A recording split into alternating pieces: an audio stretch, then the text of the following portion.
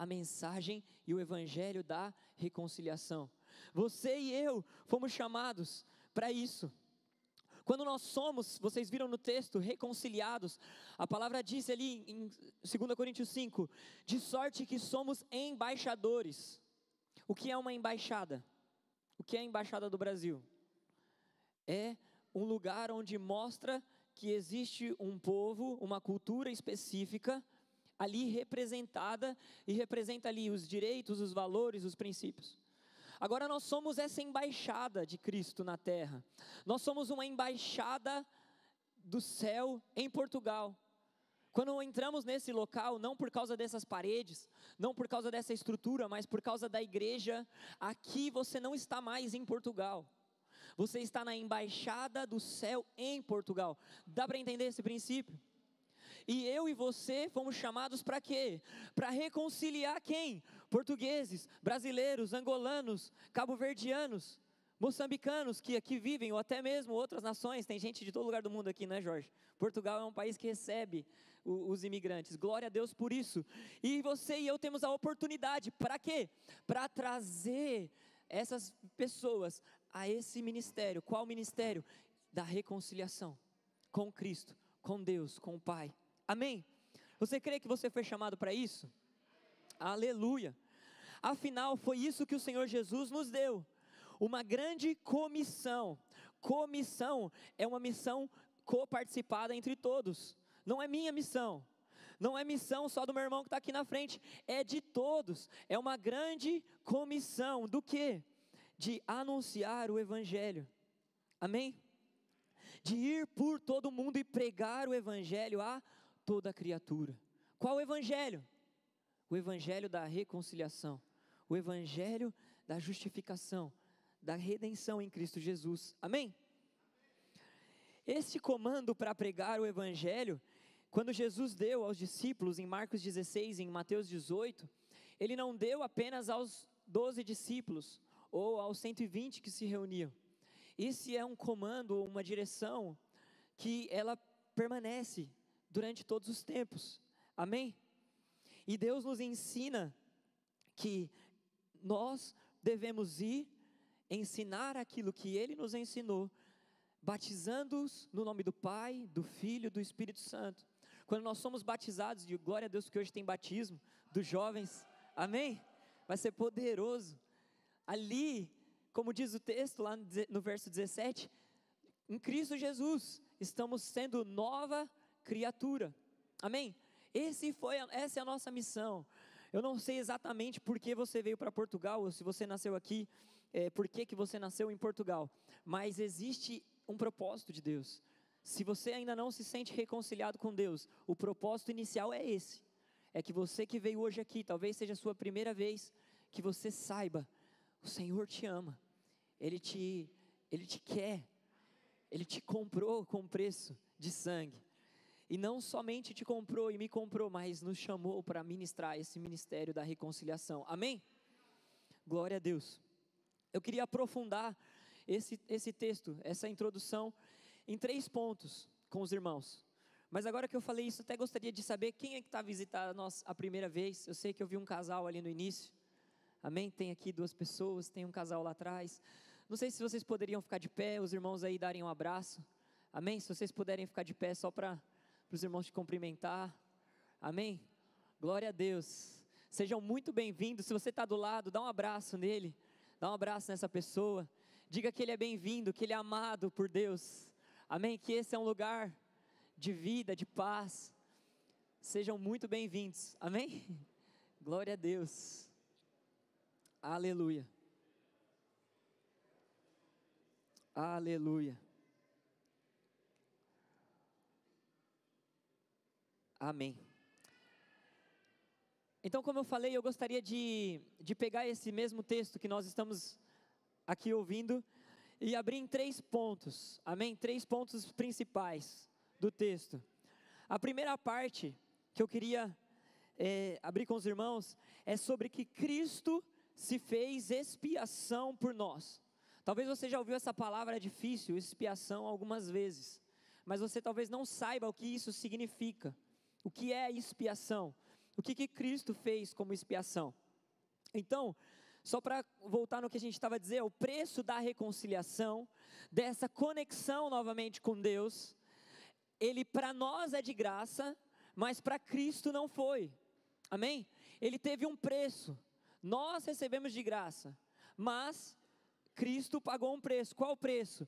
A Bíblia diz preço de sangue. Amém? Em Hebreus 9:22 diz: e quase todas as coisas, segundo a lei, se purificam com sangue, e sem derramamento de sangue não há remissão de pecados. Então, a justificação, a base, lembra que a reconciliação é conectar duas bases que estavam em inimizade. A forma de fazer essa conexão só tinha uma: sangue. É mais ou menos como uma história que eu ouvi de um rei que decretou num reino que todos os que cometessem determinado crime teriam que ser furados os olhos, ok? E aí o que acontece? Pegaram o filho dele cometendo aquele crime, pegaram o filho dele, aí levaram para o tribunal, para o julgamento, chegaram para esse rei, chegaram agora e falaram assim: rei, vamos ter que tirar os olhos do teu filho, porque a lei diz que tem que tirar os olhos. Só que o que acontece? Se o rei fura os olhos do filho, o filho vai considerar ele um bom pai? Não. Mas se ele não fura os olhos do filho, o povo vai considerar ele um rei justo? Não. Mas a lei dizia que quem cometesse aquele crime teria que ter 2 olhos como pagamento, ok? A lei dizia isso, tinha que ter 2 olhos como pagamento, não necessariamente do menino. Então o que o rei fez? Furou os próprios olhos. Deu para entender? Ele cumpriu a lei e continuou sendo bom. Entende? Esse é o nosso Deus. A lei dizia que para remissão de pecados era necessário o derramamento de sangue. Deus derramou o sangue para que eu e você não precisássemos derramar. E assim Ele pagou o preço. Amém? E essa doutrina de derramamento de sangue, que é a doutrina da justificação, ela é vista em toda a Bíblia. Lá no Éden, quando Adão pecou, desde o primeiro pecado, um animal foi morto, o sangue foi derramado, para que o nosso pecado, para o pecado de Adão e Eva fosse coberto. Amém? Depois o que acontece? Para Deus se aproximar do homem, Ele faz uma aliança com Noé, depois Ele faz uma aliança com Abraão. E o que acontece? Como é que poderia ter sido feita essa aliança? Tinha que ter sacrifício. Mata lá um animal, derrama o sangue, e agora Deus pode se relacionar com o homem. Aí chega lá, um pouco mais para frente, o povo foi para o Egito. No Egito, para o povo ser liberto, no último dia, no dia da Páscoa, o que foi feito? Derramamento de sangue.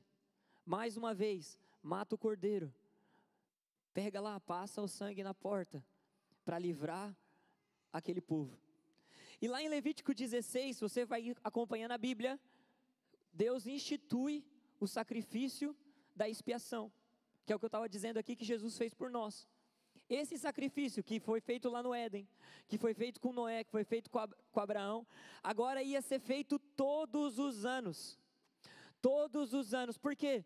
Porque os homens continuavam pecando, o sangue continuava sendo derramado, mas o sangue que era derramado não era suficiente para pagar o preço dos pecados.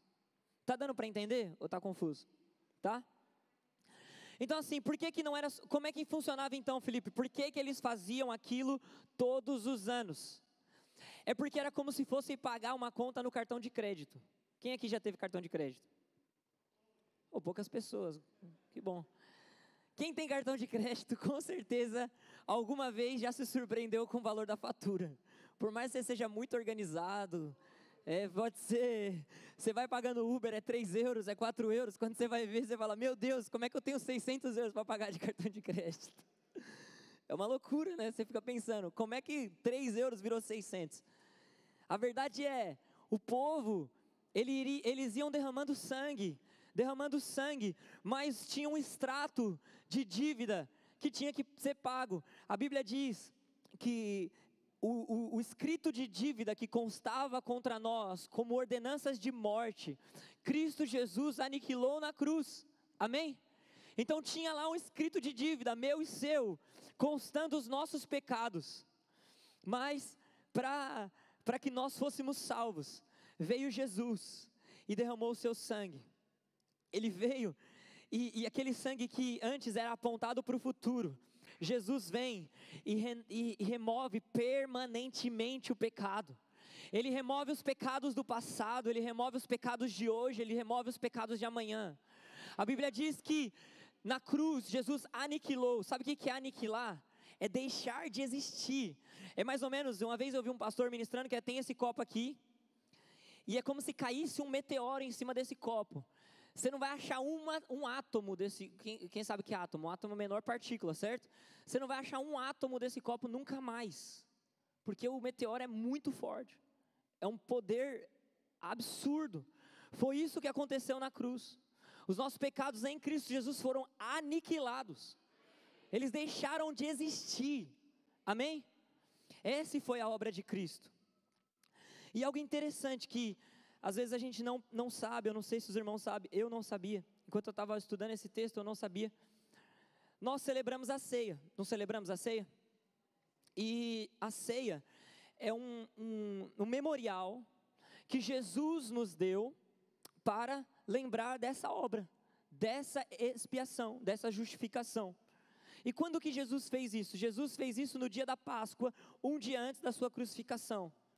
Um dia antes dele ser crucificado, aquele dia era conhecido, a Páscoa, que já era uma celebração dos judeus. Se os irmãos não sabem, a Páscoa, a gente falou sobre isso aqui ainda esse mês, em abril. A Páscoa era uma celebração dos judeus. Jesus pega e começa a fazer a celebração. Naquele dia da Páscoa, naquele final de semana em que Jesus seria crucificado, ele celebrou a Páscoa. Ele celebrava todos os anos. E como é que judeu celebrava a Páscoa? O judeu, ele sentava numa mesa com a sua família, matava um cordeiro, depois eles comiam pães asmos, certo? Comiam ervas amargas e bebiam vinho, ok? Só que eles bebiam vinho em 4 cálices, ok?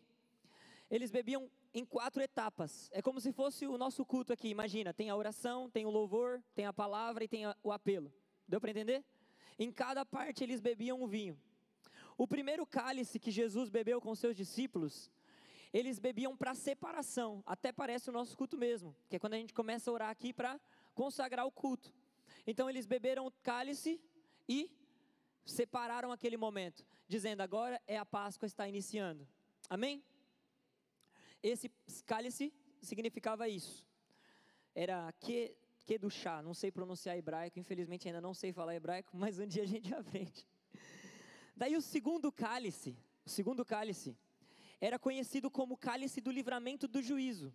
Daí eles começavam a comer as ervas amargas, o pão e cantar e celebrar. É como se fosse o nosso culto, o louvor. Eles cantavam salmos, nós somos libertos do Egito, nós somos libertos do juízo, nós somos libertos do jugo de Faraó. E eles iam contando toda a história e todo judeu crescia ouvindo essa celebração. Todo judeu sabia sobre os 4 cálices. Celebrava ali a Páscoa, amém? O terceiro cálice foi o cálice em que Jesus, antes de tomar, e era uma tradição, partiu o pão, amém? Então esse terceiro cálice, todos os anos, os judeus pegavam, partiam o pão, e partiam entre os que estavam na mesa. Jesus pega aquele momento, parte o pão e diz, esse pão é o meu corpo, que vai ser entregue por vós. Esse pão é a demonstração da vida que eu vou dar por vocês. Esse pão simbolizava que em Cristo, além de termos sido separados, como vimos no primeiro cálice, além de sermos libertos do juízo, agora nós fomos sarados, curados e incluídos no corpo. Amém? Jesus pega e faz isso.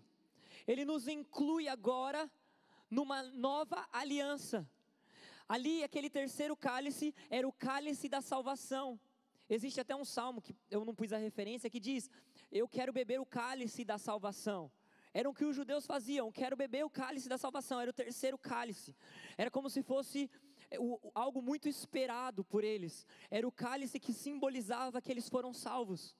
Amém? Jesus pega esse cálice e diz: esse cálice é o meu sangue, que vai ser derramado por vós. Esse cálice purifica de todos os seus pecados. Esse cálice representa a nova e eterna aliança. Desde então, nós nunca mais precisamos entregar nenhum outro sangue. O sangue de Jesus que eu e você tomamos todas as vezes que nós nos reunimos para ceiar, é um memorial de que nunca mais precisa ser derramado outro sangue. Entende? Nunca mais. Nem o meu, nem o seu, por causa dele. Amém? Você vê, a partir desse cálice, Jesus incluiu o povo numa aliança que antes era só de judeus, agora é de todos os povos, nações, línguas e raças. Amém? Aleluia. O quarto cálice, Jesus não bebeu com os discípulos. Ele parou, foi para o Monte das Oliveiras e foi orar com seus discípulos. E ali, Jesus, ele diz assim: Pai, se possível, afasta de mim este cálice. Por quê?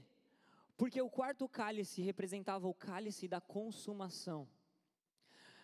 Não sei se todos sabem, teve uma vez que 2 discípulos chegaram para Jesus e falaram assim: me deixa sentar à sua direita, me deixa ser reconhecido aqui. E Jesus disse para eles: será que podes beber do cálice que eu vou beber? Será que você tem capacidade disso? A resposta, meu irmão, para mim e para você é não. Nós não temos. Aquele cálice foi só para Jesus, para ele beber sozinho. Era a cruz, onde foi consumado, como eu disse, de uma vez por todas, todos os nossos pecados. Amém? Por ali, por causa dessa obra redentora, e de uma vez por todas consumada, nós fomos reconciliados. Amém? Você consegue perceber o que é essa expiação? Você consegue perceber como Deus nos ama? Você consegue perceber que não tem nada a ver comigo e com você? Amém? E aí, o segundo ponto que eu queria ler com os irmãos, o primeiro foi: Cristo se fez expiação por nós, ou pecado, como nós vimos, se fez pecado por nós. O segundo ponto é: se alguém está em Cristo, então é perdoado, e torna-se agora nova criatura. Amém? Você sabe, essa é a mensagem, como eu disse no início, que nós precisamos pregar, a mensagem da reconciliação. Mas nós vivemos em um mundo onde as pessoas, elas vivem como se não tivessem reconciliadas com Deus. Elas vivem como se Deus estivesse pronto para puni-los. Eu me coloco nessa posição de quantas vezes eu fico me perguntando se eu vou passar lá no teste de condução, se eu vou conseguir terminar algumas coisas. Por quê? Porque às vezes a minha fé está em mim, que às vezes eu fico me perguntando se eu vou conseguir mesmo, se eu dou conta. Mas Deus quer nos ensinar, amém? E a verdade é que muitas pessoas, eu mesmo já ouvi muitas pessoas dizendo assim: se o céu existe, como é que eu escrevi aqui? Certeza que eu não poderia entrar lá. Eu já ouvi pessoas fazendo isso. Sabe aquela pessoa que comete um pecado e fala assim: pronto, agora eu já não vou mais para o céu? Você já ouviu alguém falando assim? Eu já ouvi muitas pessoas. A incredulidade dessas pessoas não está na falta de evidências de que Deus existe, de que céu existe, de que inferno existe. A incredulidade dessa pessoa está em que Deus a aceite. Dá para entender isso? Consegue perceber? Ela não é que ela não crê que Deus não existe. Não é que ela não crê que o inferno não existe. Ela não crê que Deus as aceita. Ela não crê que esse lugar é um lugar de reconciliação. Ela não crê que essa embaixada é a embaixada de reconciliação com Deus. Porque foi ensinado um outro evangelho. E Deus nos chamou, irmãos, para pregar o evangelho da graça, o evangelho da reconciliação. Amém? Esse é o evangelho, essa é a mensagem para Portugal. Cristo Jesus morreu na cruz e nos perdoou, não imputando sobre nós as nossas transgressões. Não sou eu que estou falando isso. Não é o pastor Rogério que prega isso todo domingo porque ele acha que é assim. É a palavra de Deus que disse. Ele nos perdoou, não imputando a nós as nossas transgressões. E você sabe, imputar é um termo da contabilidade. A gente tem o João Xavier que é contador ali, tem o pastor Paulinho que entende contabilidade também, né? Imputar é um termo de contabilidade. É você somar, o Tiago também é contador. Então, seria isso. Ali, talvez a gente poderia usar outra frase. Qual é a frase para imputar nesse contexto bíblico? 2 Coríntios 5,19 diz assim: isto é, Deus em Cristo reconciliou o mundo, não levando em conta, não considerando as suas transgressões, e dando-os a mensagem da reconciliação. Amém? Só para completar aqui, John Stott diz assim, que a palavra reconciliou, ela está no passado, porque é algo, e é um passado perfeito, é algo que já foi e não precisa ser feito novamente. Amém? E Paulo, ele não pregava que a reconciliação fosse gradual, do tipo, eu estou cada vez mais próximo de Deus agora. Você pode se aproximar do Espírito Santo cada vez mais, isso sim, mas de Deus não tem como você estar mais perto, porque Ele mora em você, Ele vive em mim, Ele vive em nós, amém? Aleluia.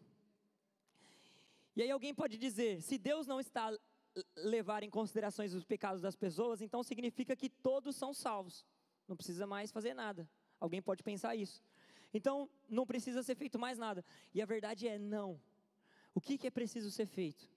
Que nós falamos lá no início. É preciso pregar a mensagem da reconciliação.